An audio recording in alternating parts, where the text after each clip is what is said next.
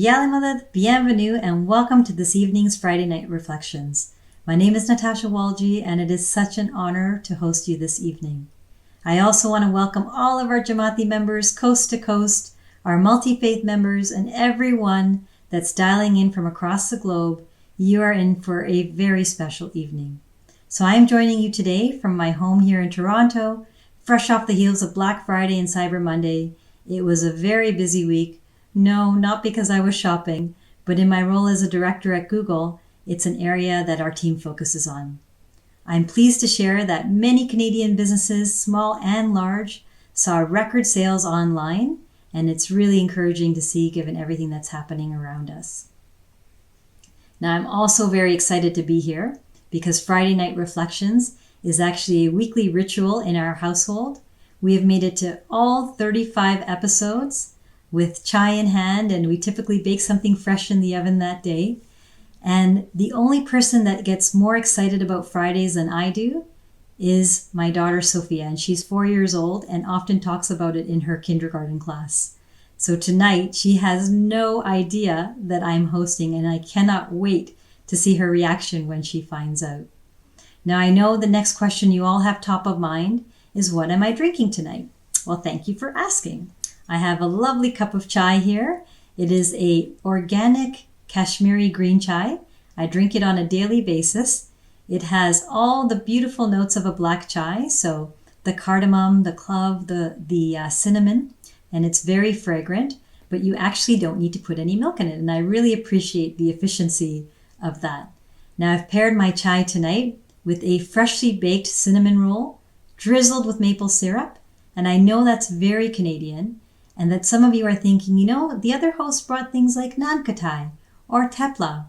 And, I do want to point out that I've been here for 35 weeks straight, and those are really calorie-rich snacks. So I'm just trying to, mix things up a bit to keep that in mind. And inshallah, we have another 35 weeks to go. So I've got to be mindful of that.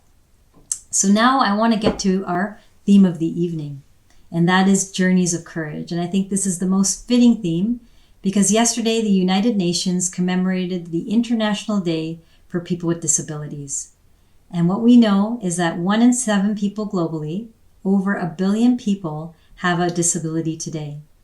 And of all the people with disabilities, 50% of them roughly have a disability that is not visible. And I want you to keep that in mind as we have our conversation today. And the numbers that I shared also apply similarly to Canada and to our Jamaat, both globally and in Canada. Now, this is a topic I am very passionate about. I can't wait to share more. But before I do that, I want to welcome President Amar Ali Kasim Laka to share some remarks with all of us from his home in Toronto. My dear brothers and sisters, Yalimadad, I trust you and your families are keeping well. Today I would like to speak to you on a few matters. I will start with our current circumstances related to COVID-19. In Canada, we have entered another wave of the pandemic, and infection rates have surpassed the first wave. Healthcare systems are under strain.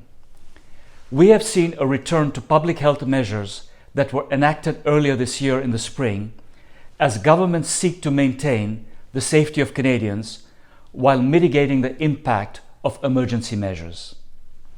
As a Jamaat, we have scaled back our own activities with Jamaat Khana ceremonies temporarily suspended or operating at reduced capacity. In his recent message to the Global Jamaat, Maulana Hazir Imam highlighted that there is no room for complacency, that we must take personal responsibility to protect ourselves, our families, and our communities. Following this guidance, I would urge upon the Jamaat the need in the coming weeks and months to make prudent decisions relating to your daily activities. We have come too far in this pandemic and persevered too much to now let down our guard. Hunker down for our own safety. Do not engage socially outside your household. The practices of physical distancing, wearing a mask, and hand hygiene have proven to be effective. They reduce the risk of serious illness and death. Please follow them carefully and without exception. As we approach the holiday period, we naturally seek the companionship and comfort of our family, relatives, and friends. But this year, we must stay apart, at least physically. This decision is difficult, but it is the utmost act of care and attention towards our loved ones. And though we may not be able to see each other in person, we know that the true heart of a family lies in its commitment to each other, and this family bond must grow stronger. I know that the current circumstances are difficult. The closure and limitations on Jamaat Khanas are challenging. Please know that these decisions are not taken lightly. They are made with utmost thought, care, and deliberation. Our first priority continues to be the safety and well-being of the Jamaat. I want to say that throughout the process of Jamaat Khana closings, reopenings, and scale back in capacity, the Jamaat has been very patient and understanding, and we want to thank you for your support. We know that globally there is a significant amount of progress in the development of safe and effective COVID-19 vaccines. Researchers are testing 55 vaccines in human clinical trials, and at least 87 additional vaccines are in the early stages of development. In the past few weeks, we have learned that 3 of these vaccines have shown promising data, 2 of which have been approved for use in the United States. The Government of Canada has also worked on securing vaccines for Canadians. And while it is early to project a timeline on the arrival of vaccines, how many will be available, or which segments of the population will be prioritized, we can take comfort in the knowledge that there is a path towards recovery, that we can see the light ahead of us. This is the first time in human history that science and innovation in this area have progressed at such a rapid pace. New developments in vaccine research, development, distribution, and delivery are occurring daily. We are monitoring these trends and will continue to provide updates to the Jamaat. I want to take a moment to address our business community, the entrepreneurs and business operators in our Jamaat. The current pandemic has accelerated the opportunity to digitally transform our businesses. In fact, in some instances, deriving sales through the digital platform has become essential for the survival of businesses. The Jamaat institutions, together with Digital Main Street, Google, and Shopify, are offering comprehensive supports to Jamaati business owners interested in digitally transforming their businesses in response to the COVID crisis. The supports being provided include building know-how on digital marketing, increasing reach to customers, and selling products and services online. Direct consultative support is available in several regions and will soon be available nationally. We encourage Jamaati business owners to take advantage of these resources to expand your reach to customers in these difficult times. Members of Jamaat, I would like to update you on the ongoing work that is being done in Canada to establish housing opportunities for the Jamaat. You will remember that I had recently explained to you the concept of multi-generational housing, or MGH, which we have begun implementing in Canada. MGH is not just about residential care for seniors. It also aims to create quality, affordable housing for families and younger generations in our Jamaat. Quality housing in supportive surroundings can have a deep transformative impact on motivation and achievement in the next generation. It can also enhance the Jamaat's sense of security and confidence in times of vulnerability. It is with this in mind that we are evaluating and planning potential projects in different jurisdictions that incorporate both seniors' care and quality affordable housing. To make informed decisions, we need to better understand the Jamaat's needs. We are initiating Jamaati housing surveys in certain regions to ensure that our planning takes into consideration the Jamaat's requirements. A survey is underway for downtown Vancouver and another one for downtown Toronto. While there are no commitments or firm approvals on these projects, we request you to complete the surveys thoughtfully so that we can better understand how to make investments that will effectively serve the Jamaat in the long run. On the surface, MGH may simply seem like a project catering to a subset of the Jamaat. But that is not so. It is much more than that. These are spaces for all of us. These are exciting projects for the Jamaat that, inshallah, will allow us to come together and enjoy experiences together, be it recreation, food, education, housing, arts, culture, and more. Therefore, in completing the surveys, share your ideas with us.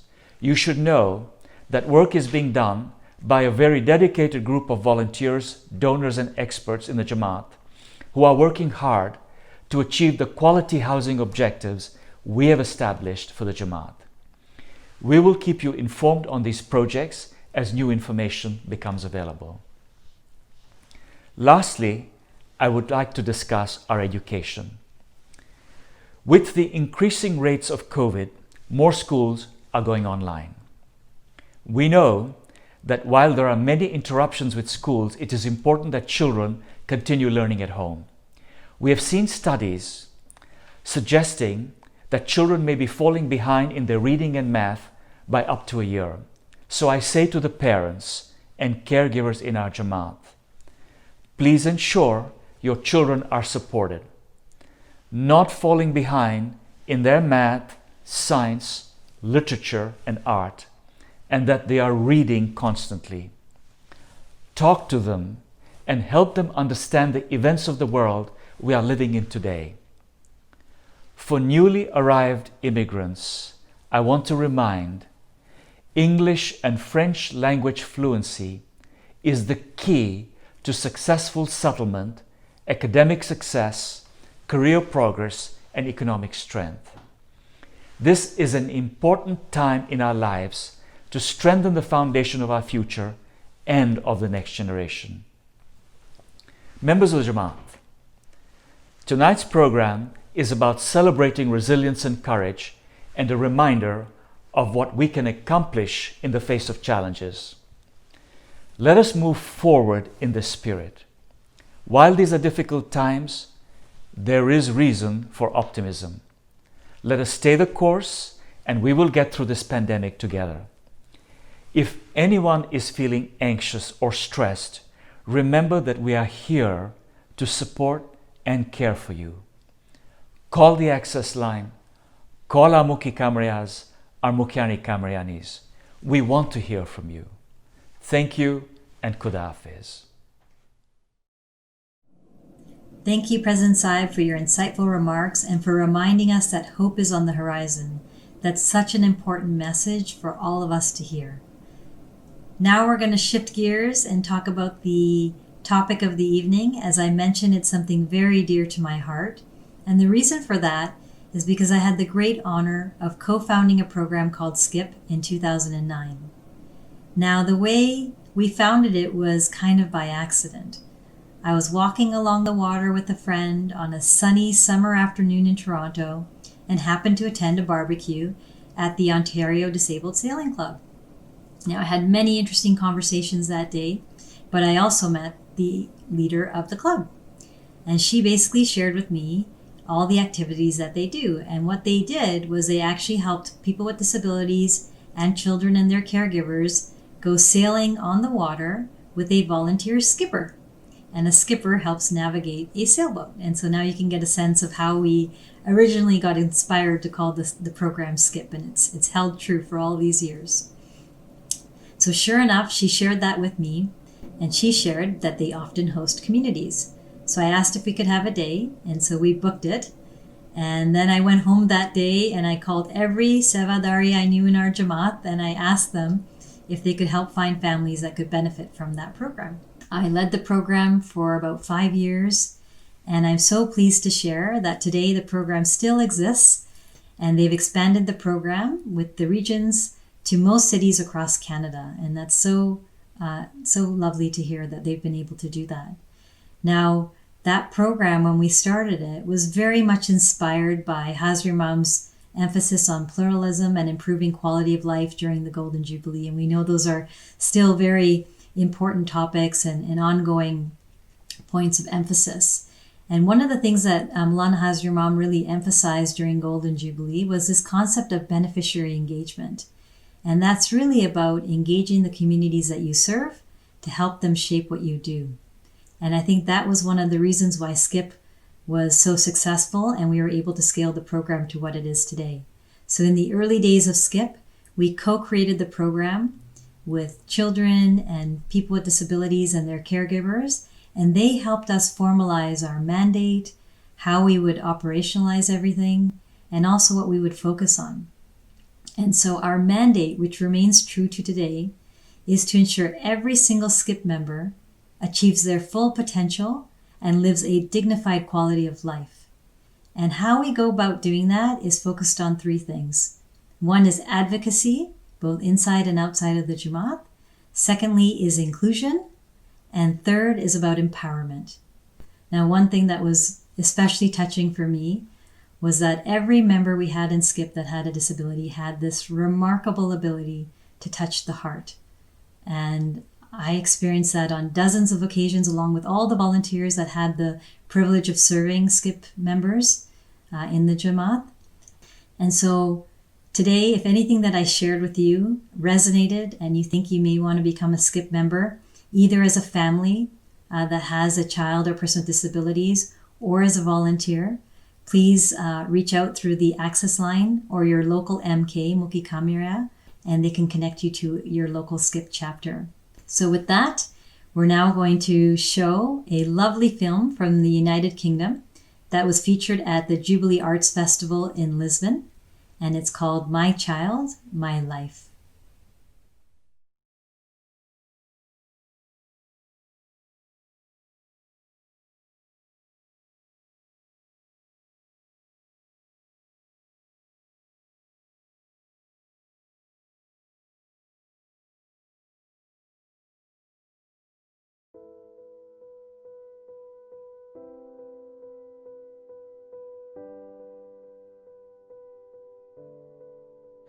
Well, it started with mountains crashing down, to be honest.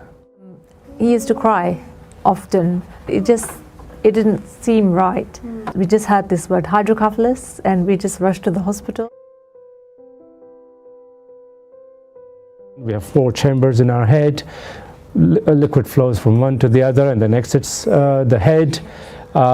In Rafet's case, the passage between the third and the fourth was blocked, and that was causing problems. And that meant that the surgeons had 2 options: either to bypass, put a shunt, or to go in the brain and unblock, which we weren't in favor of. It wasn't recommended anyway. So obviously, naturally, having an operation and a baby so small is quite worrying. But at the same time, I thought, okay, if he's going to hospital, hopefully now that they've found out whatever the issue is, we'll have the operation and then we'll go home and then we'll just get back to normal. We went back into hospital for a checkup, and they've said, unfortunately, the surgery was not successful and we're going to have to operate again. So that was a big shock. I always used to think at the back of my head, I really don't want to go back to the hospital again. Unfortunately, after surgery number 2, we went 3 months down the road and the same thing happened again, and I just couldn't believe it. I just thought, there's a certain point where you just think, okay, this is enough, but then it happened again. So 6 months down the line, we went back 3 months on just for a random eye appointment. I was crying and crying, and then we just decided to just go next door to A&E. When we got there, they just said, he's really not looking good at all. We need to get a CT scan. And they said, look, he just needs to be at hospital. The hydrocephalus has returned and it's not looking good. And unfortunately, it was the 21st of March, which was Navroz. And I just couldn't believe, I just didn't know what to do. It was just, I thought that was the last of Rafi, really.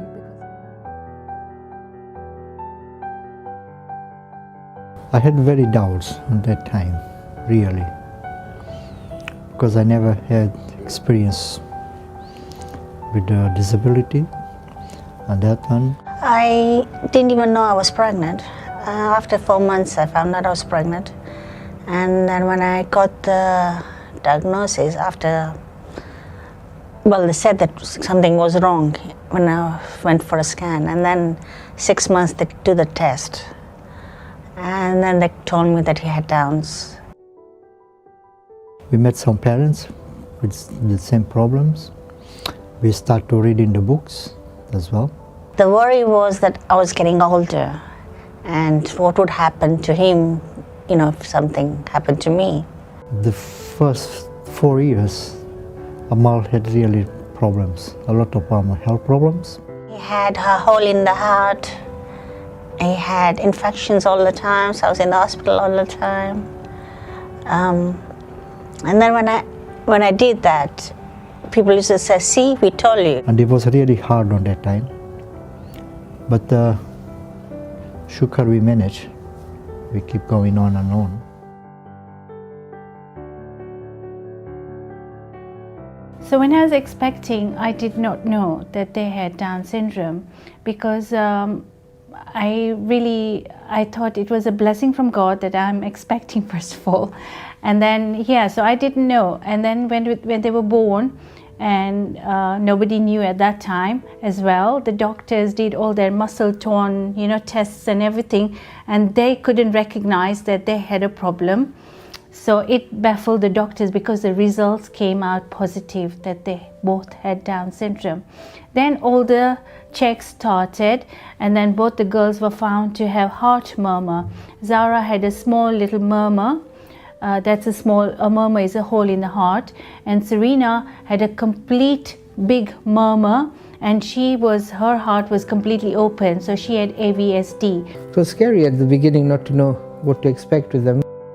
When the baby was only 5 months, she went into an open heart surgery. And then when she was 1 year and 1 month, 13 months, I remember I was at Royal Brompton Hospital in December, and it was 13th of December, and there's Khushali going just right near me in Kensington Khane, and I'm telling Mark, there's Khushali next door, and we are at Brompton Hospital with my baby. So then the operation went a success. Then she had to put on weight to do the final operation, and that came on after 6 months when she was only 1 year and 1 month, 13 months baby, and they did the final op. And look at her today. Serena they're both very loving. Zara takes the time to kind of know you, so she's a bit cautious, but then when she gets to know you, she opens up. Serena is very bold and brash and outgoing. And we have a lot of fun with them. They are lots of fun. They're becoming more and more independent now.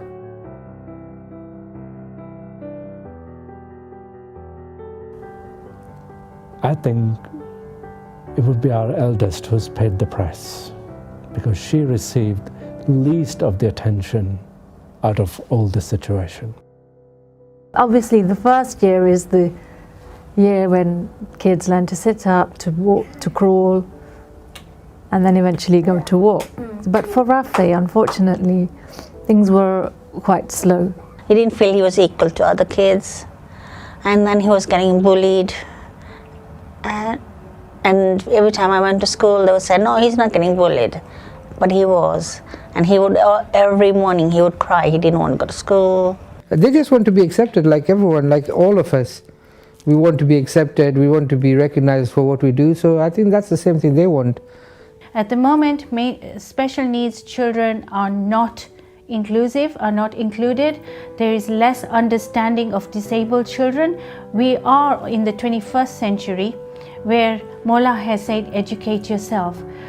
Yes, we educate ourselves. We come to a level where we are so educated, but in that education, something is lacking. Okay. Yeah, something is lacking to empathize, to sympathize with special needs.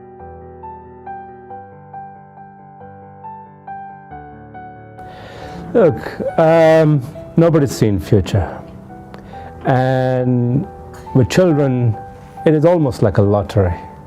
You don't know what's going to come out. It can be a girl, it can be a boy, it can be a varied capacity, capabilities. There's a whole wide spectrum of things that can come in. And once you, as a parent, you start your family planning, you have to be ready for these things. I've learnt over time is you have to get your hands dirty. Although there is support through, NHS and schooling system, if you really want to make progress, then you need to do all your research. I think if you got the patience and you got the love inside you, then your kid is going to be fine. But if you resent the child for having special needs, or you don't have the patience or the love for them, the child is going to suffer. I think you just need to contact other parents in a similar situation and talk to them, because that will alleviate sort of some of your fears. And talk to that child.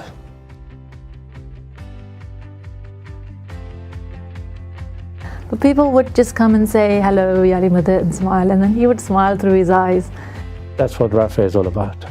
He brings about the change in you when you interact with him. Well, I like him to achieve his potential, whatever that is. I see that he's a very bright boy. So that really puts me under pressure, because I think I've got to just do everything. I cannot miss any stone. If there's something that I can do today that will make his life easier somehow. He's got a lot to give. He's got a lot of love. He's very sociable. He's very happy. He knows his gunans. He can sing them. He does so many things so beautifully. Expresses himself so much. Expresses love. Any given learning institution, be the school that he goes to, or Bethlehem for that matter, the teachers, the person looking after him, they have to really, really stretch him. And I can guarantee you he will respond. But now he's in special school and he wants to go to school. So that has worked, for me. And he's improving. He's reading, he's doing maths, he likes playing basketball, he plays tennis, he plays table tennis. At the moment, he's into music, so hopefully we'll get him there. You'd be surprised, if Serena, if I tell her let's go horse riding, she'll jump on the horse or camel or anything. Zara will wait and see us going and see how it is and be a bit scared. But they've done zip lining, they've done all sorts of things, and they just throw themselves in. So it's good they're brave, and I don't want anyone to say they can't do zip lining because of their conditions. You probably have the worst days, with all your other material stuff in your life and all that. And that, as soon as they come home from school and the smile they give you, it just, removes all the other stress that you have, and it just brings that happiness. And look at the potential Down syndrome children have. They have so much potential. My girls, I'm really proud of them. I can see them working in supermarkets. I can see them working in hairdressing salons. I can see my children working in hospitals, right? They could fit in anywhere. So there are challenges, but there are lots of positives. I want to be the teacher. Oh, you want to be a teacher? I want to be the chef. Chef. What type? Can you show us how you will cook when you're a chef? I'm going to cook pizza. How do you make pizza? I'm going to do it in a frying pan. Frying pan. Are you gonna flip it? No, you need naan bread. Naan bread. You put tomato sauce. Then you put cheese. Then you put all kinds of toppings like chicken, meat and vegetables. It's so like that. Oh, yummy. What's your favourite pizza? Chicken. Chicken spicy pizza. Mine's is double nice. What do you want to do when you're older? Do you want to be a musician or a footballer? What do you want to be? Singer? Huh? Which one? Did you say footballer? Hello, my name is Harissa, and this is my brother Rafi. He's a very nice boy, and he likes to sing "I'm a Little Teapot" nursery rhyme song. And how does it go, Rafi? I'm a little. Sing it together. Teapot, your turn down. Here is my hand, and here is my spout.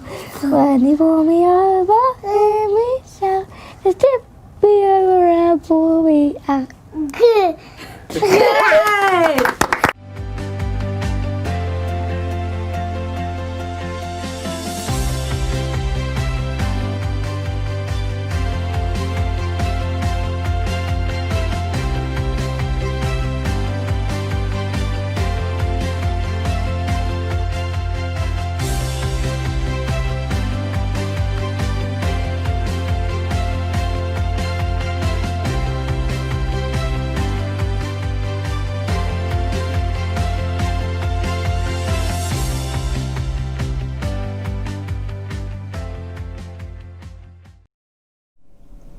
Hope you enjoyed that. Congratulations to the team that put that moving piece together. So to share some additional insights tonight, we're privileged to have Dr. Jamil Jivraj joining us. Dr. Jivraj is a psychiatry resident at the University of Calgary in the Faculty of Medicine. He is a passionate advocate for people with disabilities and has done extensive research on autism. He's also won numerous awards and has many accolades, including being the recipient of the Alberta Council for Global Cooperation's Top 30 Under 30 Award for his international work in Uganda. He's also the recipient of the Stars of Alberta Volunteer Award and has been active in community service for much of his life. Please join me in welcoming Dr. Jivraj. Dr. Jivraj, thank you so much for joining us today. Now, when we talk about persons with disabilities, it can become easy to other, that is, to split the world into those with and without a disability. But I understand the picture is not so simple. Can you tell us a bit about that? Thank you, Natasha, and it's great to be here. One of the challenges with labels is that they often carry a set of assumptions, and these assumptions lead us to overlook different dimensions and possibilities. For instance, when we think of individuals with disabilities, we often think of those individuals with visible disabilities. However, many of our brothers and sisters with neurologic conditions, mental health challenges, sight or hearing impairments, or chronic pain have a diverse spectrum of abilities. Along with individuals with visible disabilities, they have unique experiences and unique barriers that affect their inclusion and participation in the Jamaat. This week, we celebrate the United Nations Day of Persons with Disabilities. The theme is focused on building more inclusive and accessible communities in a post-COVID world. Recognizing that we have a diversity of individuals with varying levels of ability and disability, how do you think we can build an inclusive and equitable community within our Jamaat? Pandemic restrictions have given myself and many others a taste of what it feels like to not be able to access the physical spaces that create that sense of belonging and community within us. Going to Jamaat Khana, to work or school, or friends' houses or the gym. But for many individuals with disabilities, barriers affecting their full participation and access to these spaces began well before the pandemic. So what are some next steps At an individual level, we can ask our sisters and brothers with disabilities how we can be supportive. We can also reflect on ways our friends and families have made us feel that sense of community and create similar opportunities for others. At a systemic level, realizing that we don't have all the answers is a good starting point. In order to better understand how we can make the Jamaat more inclusive, we need to create opportunities for individuals with disabilities and their families to be actively present at decision-making tables. Their perspectives should guide the creation of programs and the delivery of programs. With their guidance and consultation informed directly from their experience, we'll be able to understand unique barriers and build back better. That was excellent insight. Thank you so much, Dr. Jivraj. In our next feature, we will be sharing stories of hope and courage from incredible members of our Jamaat, sharing their own experiences. Shaina was born way earlier than what she should have. She's born less than 30 weeks with a very low birth rate. When I took her to the doctor, it was very hard and very unbelievable to hear that she was part of CP, cerebral palsy. We could see her changing when she started going to preschool. She would always question me, "Mom, why am I using this equipment?" She had a walker to start with. She was on a wheelchair. Then eventually she started using crutches. I still remember that day. I would always tell her that, "Shaina, you are lucky. You have to have 4 legs." We would always make her her crutches to become her legs. And she would be very happy and she would say, "Oh Mom, I'm so lucky. Maula Papa has blessed me so much that I have 4 legs. People can run slow with 2 legs, but I can run faster."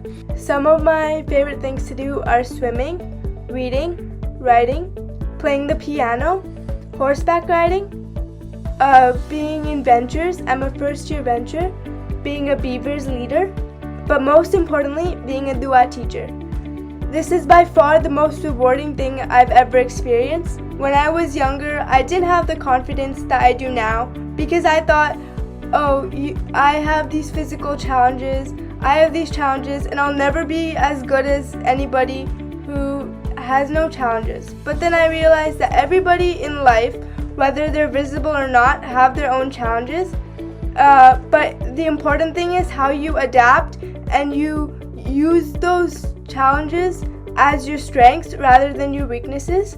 I would like to thank our Jamaat, with all these different programs they have for the kids, like First Time Ginan, Farman, Dua. And I think every time she went up on that mic, the Jamaat had always supported her. My hope today is that everybody is treated the same because we are all part of Allah's creation. My name is Eliza Chagpar, and I'm from Toronto, Ontario, Canada. I have a son, Kadeem, who's 6 years old and has a disability. He was diagnosed with a rare neurological disorder called Angelman syndrome. While disabilities bring on many challenges, Kadeem has always taught us to focus on the positive. Kadeem is a social butterfly with a smile that lights up any room. He loves to tell jokes and will tell them to anybody who will listen. Kadeem loves going to Jamaat Khana and having a sense of community. Everyone from downtown Toronto, Jamaat Khana, know Kadeem, and Kadeem knows them. A proud moment for us and for Kadeem was when he learned to walk and talk. The reason being is that when Kadeem was diagnosed, we were told by doctors that Kadeem may never walk or talk. But Kadeem defied odds with a lot of practice and persistence by taking his first steps in Jamaat Khana. For us, inclusion means celebrating everybody for all of their different abilities instead of excluding them for their differences. My name is Shamil and I live in Mississauga. So Shamil was born with spina bifida and he has got his first neurosurgery when he was just 6 hours old. And after that, he has gone through several neurosurgeries during the first year of his birth. I like reading books. I love playing video games with our brother. And I play wheelchair basketball for Cruisers. I'm most proud of being an ambassador for Friends of We Care, an organization that raises funds for kids so that they can go to fully accessible camps. That really makes us really proud parent when we see him advocating for kids with disabilities and doing wonderful things. I've gone to many strip events, had a great time, met some old friends, met some new friends, and I also got a chance to do many wars in different khanes. The one thing that we have commonly seen everywhere is the lack of acceptance of accessibilities and the needs of special children. When I grew up, I wanted to study journalism and be a news anchor. My name is Safi Chevert. I am 26 years old. I live in Surrey, BC. I work for the Pepsi Cola and I volunteer for the city of Surrey. I've known Safir since 2008, since he came to Weekend Ismaili Camp. Safir became very quick friends with me and another close friend of ours, Ali Lalani, and he has been ever since. I like to watch the NHL games at Vancouver Canucks Rogers Arena. He's a very social person. He makes friends easily. He has a lot of friends actually, and he's not shy at all. I play soccer, hockey, and I love to help my parents out with cooking. We were there when he graduated from SFU with all the other students and walked across the stage. It was a great, a very proud moment for everyone, for his family. Talking to his mom, she told me that he would not have achieved what he has if his peers and friends and people around him had not treated him as an equal. So I think our community has done that. We treat him like an equal. He's gone to BUI growing up, in school, and when he was at SFU, people treated him as an equal. My name's Alim Jaffer. I live in Edmonton. I'm a job developer by profession. I have an HR background. Not much different than anybody else, just working from home, trying to learn how to cook, do new things, of course. The Jamaat saw me with the physical disability and they're very supportive. And later on, I was able to do I am still actually part of IVC and doing Seva in Jamaat Khana. So it's really, really nice that way. Jamaat has been really supportive. However, I do find on a personal level that there needs to be a little bit more done for people with different disabilities. That may be autistic or maybe on the spectrum. There needs to be a lot more acknowledgement for that accommodation for those disabilities. A couple of ways that our Jamaat can help us in this process. Although we have come, we've had a very good experience generally. I think the one thing is that the Jamaat needs awareness of disabilities, that it does exist in our khanes. I have cerebral palsy, so it's a physical disability, but there is all sorts of disabilities out there. There's cognitive disabilities, there's learning disabilities, there's physical, there's hearing disabilities, there's people that are blind as well. So there's all spectrums of disabilities. So just by knowing me, for example, who has Alim Jaffer, who has cerebral palsy, doesn't mean that another murid with my condition has the same thing in terms of their needs. So we're all individuals that have our own needs.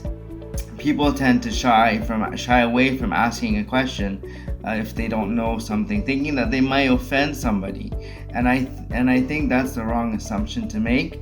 I think people that have disabilities or people that care for people who have disabilities really like having those questions brought to them. So instead of you guessing, Alim won't like going out with us tonight because it might be difficult for him to use his crutches, it's kind of cool that you would just say to me, hey Alim, we want to go out this evening. Would you be okay to use crutches? I would like to say that I'm really proud of being Ismaili.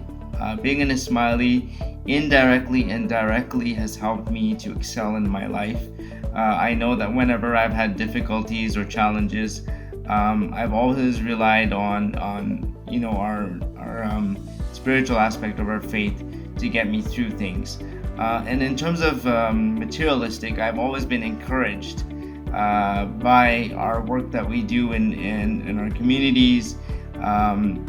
We value education, and that kind of gave me the drive to kind of finish my education. And I graduated with distinction with a degree in Bachelor of Management. And obviously I would like to give credit where it's due, and that credit would also go to my mother, Tasnim Jaffer, and my grandfather, my grandmother, my grandparents, my family. They've all been kind of really supportive. They've been really supportive in terms of my studying and things like that. But there are many, many days where I would need that extra support. Having a disability, yes, I'm proud that I'm able to excel with my disability, but sometimes it has my challenges, and everybody has those moments. If you ask people that have disabilities, will tell you we have really good days and then we really have bad days. And on those bad days, you really need to be strong and have something or somebody to turn to. And I've been really fortunate that I rely on my faith quite a bit. No matter who I have as friends, or whether they have disabilities or not, I've never considered myself as a person who has a disability. And sometimes I do forget. And if my mom was alive, she would tell you the same thing, that she would forget that I have a disability too at times, because we would laugh about it quite a bit. You may have a mountain climber who can climb a mountain, but you also have a person with a disability that will climb a mountain, but he'll use a rope to climb instead of a ladder. I'm really glad that we're doing this segment on disabilities today. A lot needs to be done still. We are very fortunate that the Jamaat, we're looking to these conversations and we're having them. And I think this is just the beginning. I think a lot more conversations need to be had, remembering that everybody that has a disability is different in their own ways. When we do have events, try to be open-minded and inclusive for those Jamaati members that want to attend but need certain accommodations.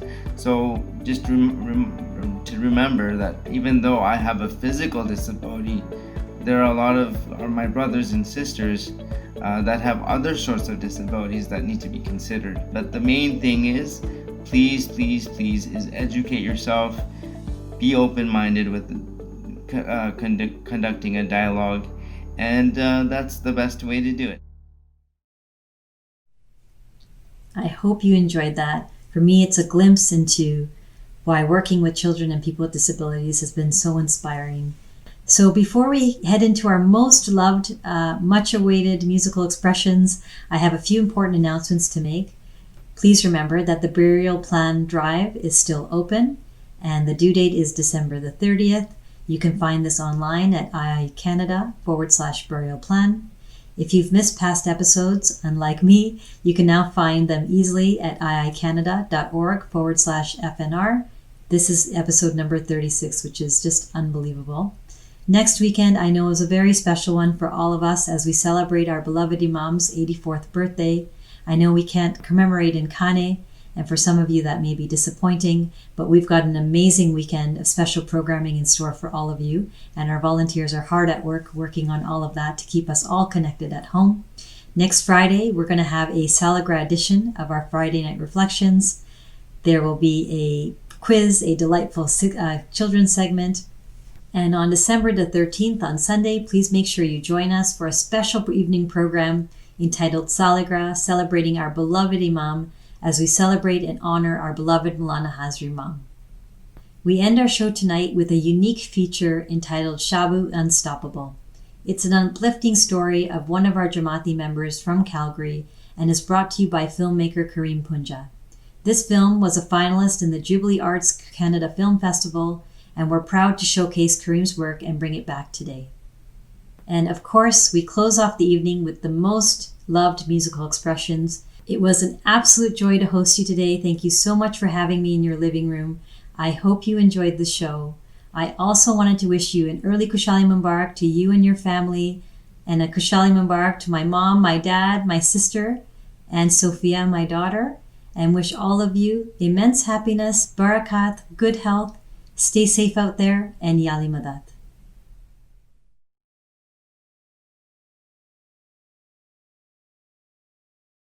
Hi, I'm Nahin Denshi, Mayor of Calgary, and I'm thrilled that so many of you are getting the opportunity to share in the story of two remarkable Calgarians, Shabu and Sheda.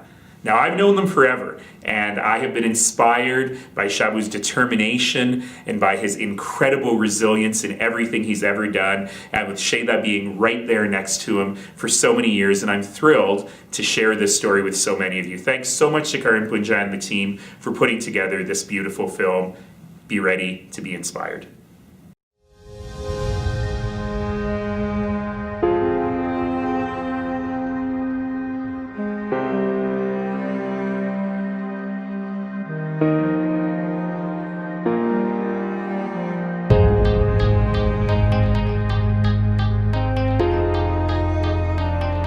There is an inspirational quote that states, "The higher you climb a mountain, the more beautiful the view." Certainly, many individuals can identify with the vivid imagery that phrase evokes. But what if you cannot? What if you are visually impaired and your experience of the earth is created by what you touch, smell, taste, hear, and do?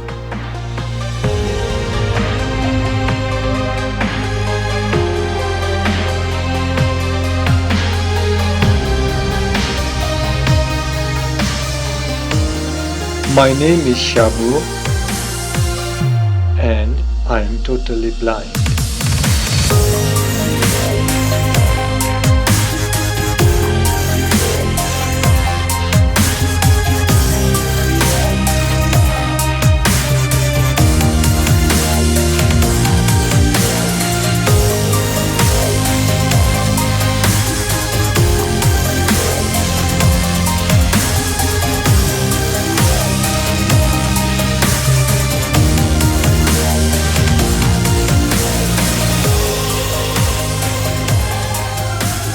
Shabu is the first totally blind Canadian to graduate from the University of Calgary with a bachelor's degree in computer science.